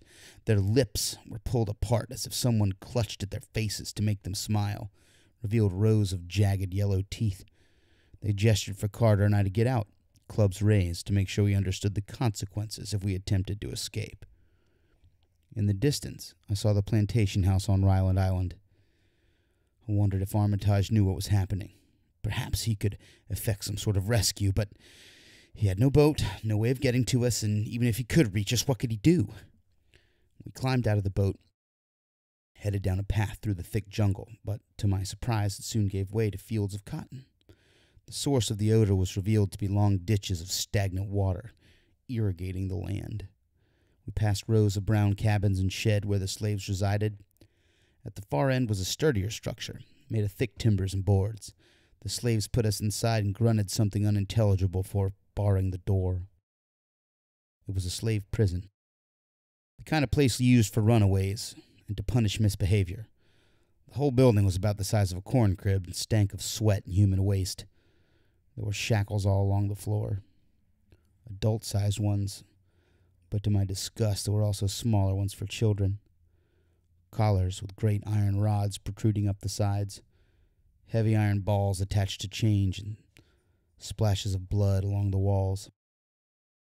A beam of wood the height of a man split the room. Attached to the beam were little latches for locking a person's thumbs into place, so they might spend hours standing at full height. Even Carter seemed disturbed by the torture tools around us. "You've used these on each other?" he asked. "I do not," I said wearily. I was tired of his insinuation that I was somehow involved with slavery. He grouped me together with every other person of the era. It was unfair to speak to me like this. I did not own anyone. I did not have anything to do with the terrible institution. "But you know of it? Allow it?" "I've never been to a plantation before yesterday. I live in a place far from here, called Massachusetts. There are abolitionist groups and runaways who tell their gruesome stories true, but it would never be done to a white man." I trailed off at that last part. I remembered my promise of a safer place in the north and now felt Carter staring at me. If the North would allow such conditions to exist, then it cannot be that different from this deep South. My temper finally broke.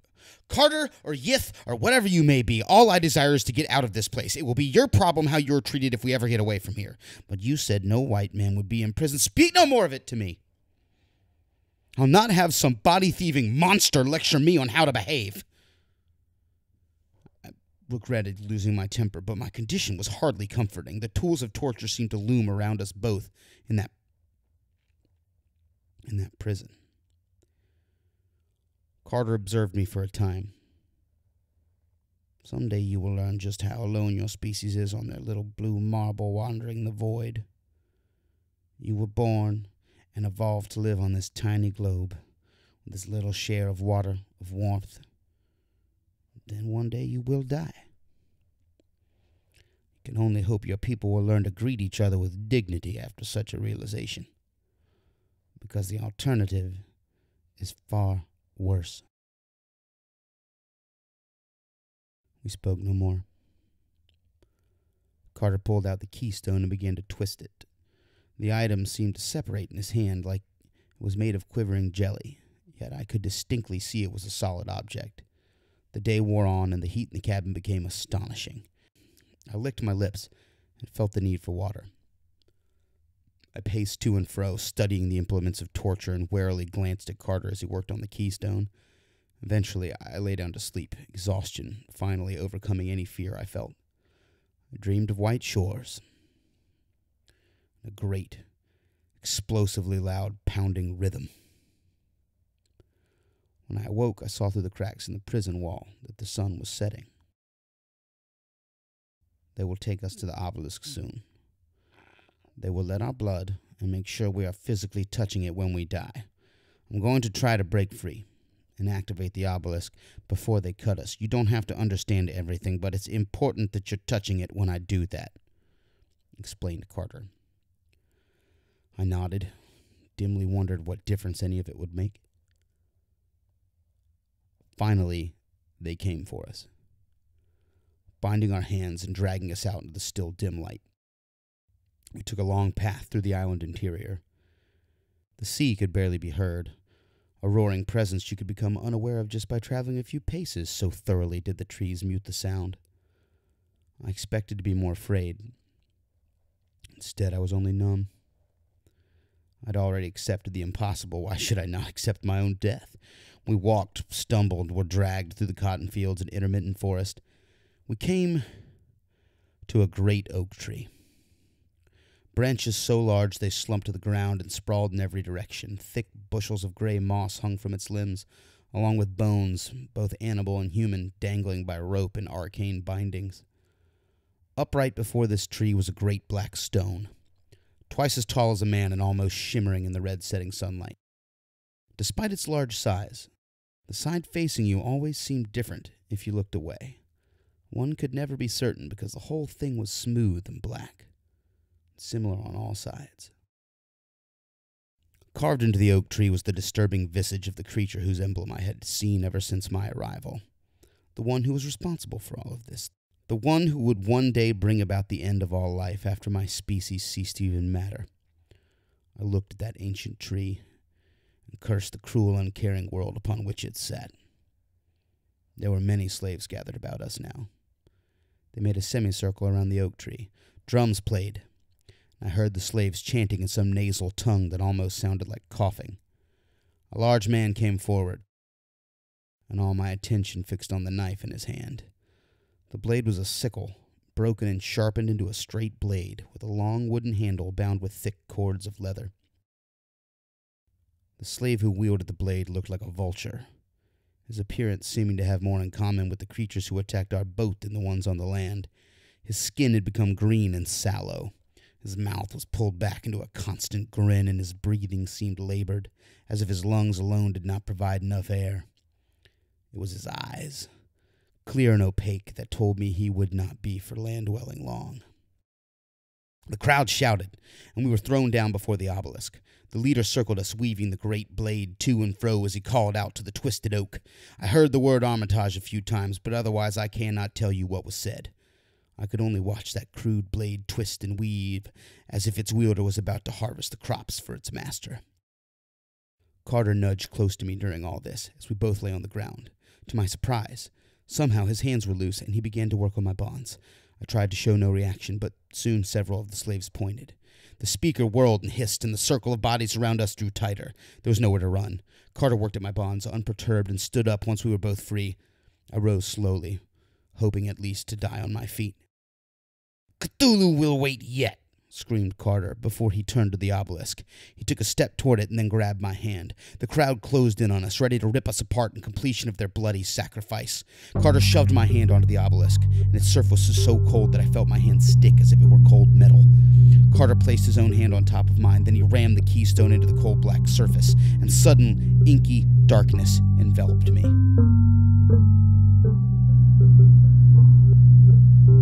I heard and saw nothing now.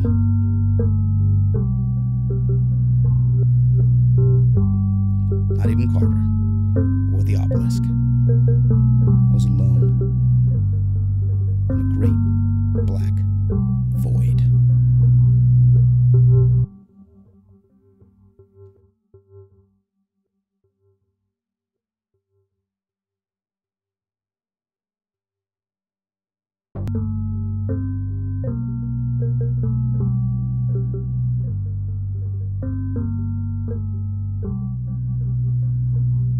Chapter 8.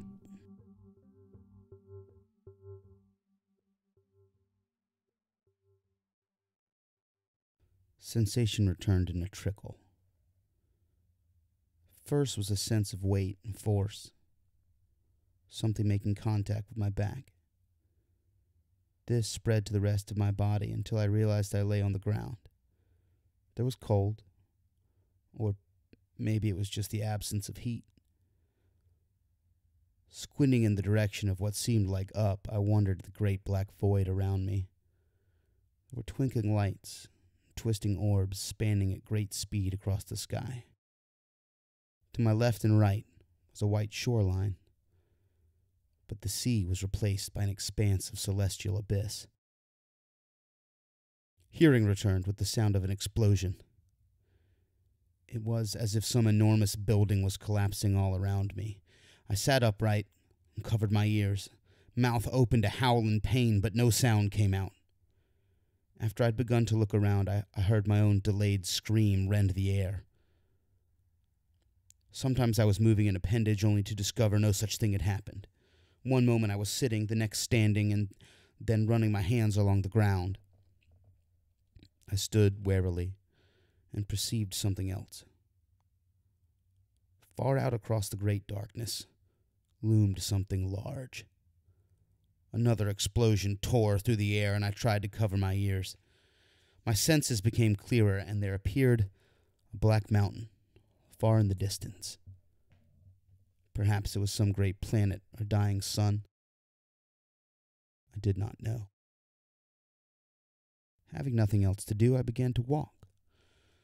One moment there was nothing on the shore for miles, and then next, there was Carter. His violin was tucked into his chin, and the bowstrings sawed in erratic bursts of sound. When he saw me, a look of relief crossed his face. I tried to speak, but nothing came out of my mouth. I'm afraid you will find this place a great struggle for your mind. You are used to linear time and hard physical laws. You may try to impose such things here, but it would be in vain, said Carter. We're in the dream world now. My mouth did not seem to open for a reply. The things I willed my body to do were not always what happened. Another explosion made me wince, and I turned to glance back at the looming mountain. I heard myself say, "What is that noise?" It is Cthulhu, far across the expanse of time and space, at the point where the stars bleed their last strength into the darkness and the sleeper's dreams come to an end. He marches here now. Another explosion rang out, and Carter cringed. Those are his footsteps.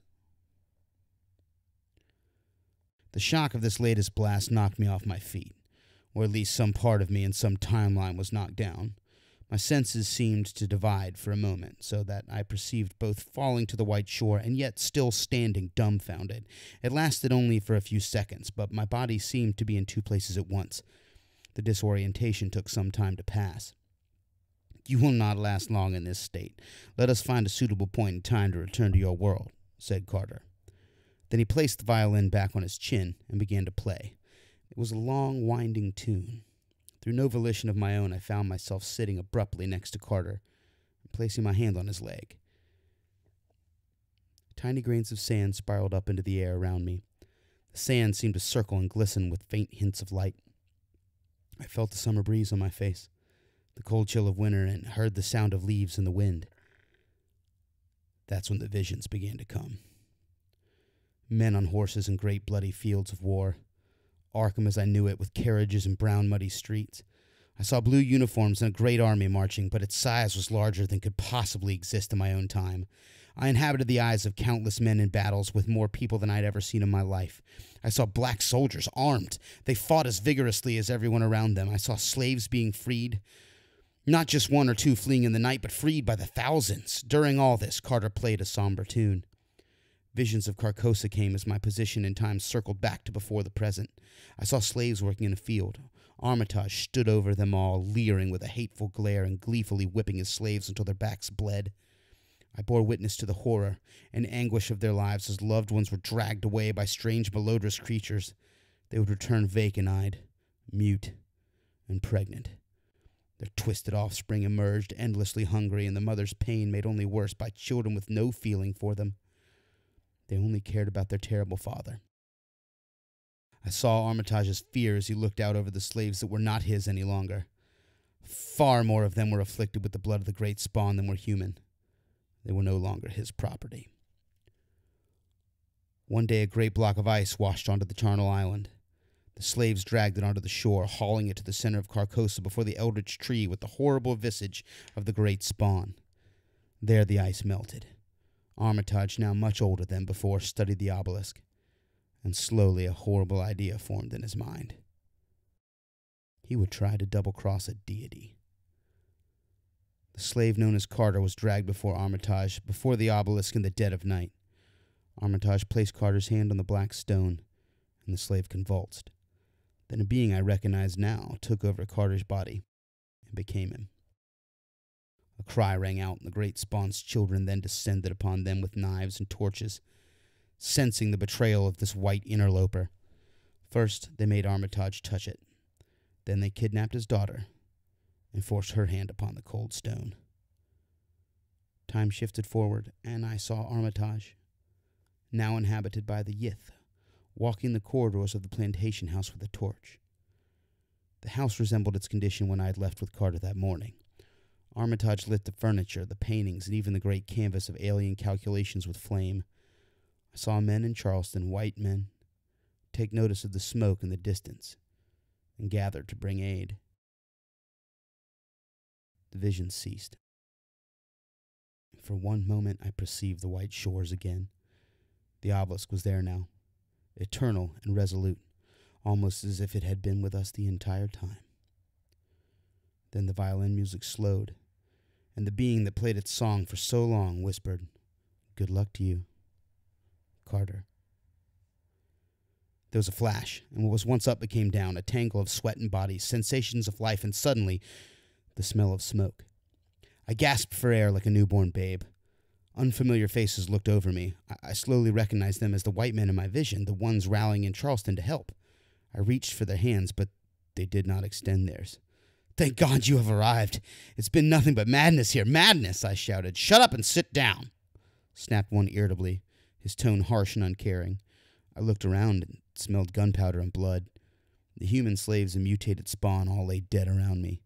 The face of that horrid creature was gone from the oak tree. The obelisk was gone, but that was not what left me mortified. Armitage stared at me. Next to him was a strange yet familiar face. It was a tall white man, young, and wearing the clothes of a sailor. The other whites were asking Armitage and this familiar man questions. I still did not comprehend at this point. I did not want to accept it. I tried to speak again, but one of the whites pointed his rifle at me and warned me not to say another word. "He was not a part of the revolt. Please, that is my loyal manservant Carter," said Armitage, gesturing toward me. Comprehension dawned. I looked down and saw my hands were not my own. My body was not my own. I did not feel different. The man next to Armitage was me, my body, inhabited by another being. "Can't let him live. Not after he's seen other Negroes revolt. We'll give him ideas, and then he'll start talking wherever he goes," grumbled one of the liberators. "No, they can send him to the mines over in Greenville, maybe just down to Louisiana. They know how to work the uppity ones down there," said another. "Gentlemen, he is my property. If you would allow me a moment to converse with him." The white rescuers gave Armitage a disgusted look and then walked away. They thought he pitied me. I suspect I was a pitiful sight, because at that point I began to weep. I cried that it was all unfair, a dirty trick. When Armitage knelt down and tried to talk to me, I called him a liar. I shouted for him to bring back the obelisk, but he said it was gone. Far out of earshot, he said it had moved down the timeline. He explained they were leaving now. It was already decided they could not risk bringing me along, but they would make sure I was not killed. They said it was the right thing to do. My own body and its inhabitants said nothing at all to me. I then thought to ask him to at least warn my family up north, but when I tried to think of the name, nothing came to me. This was absurd. How could I have forgotten my own name? Armitage saw my confusion. "I'm afraid we had to alter your memories. Everything else you may keep, but your name is gone. You could not risk being discovered. It will be solely your problem how you are treated now." Then they left together, little trio of refugees, heading out for parts unknown. I was chained, sold like an animal. A man from Arkansas purchased me, but soon found my character too difficult. All I did was try to explain myself to him, but he would hear none of it.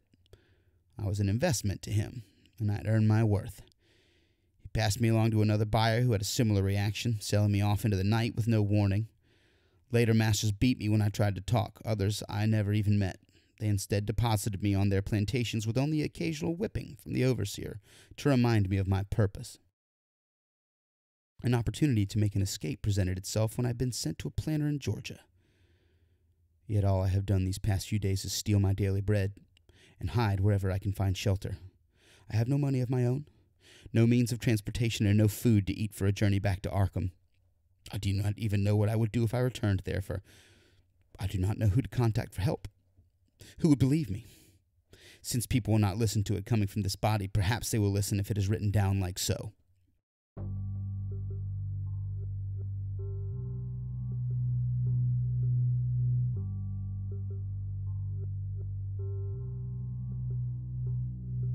My new master and his servants are hunting me even now.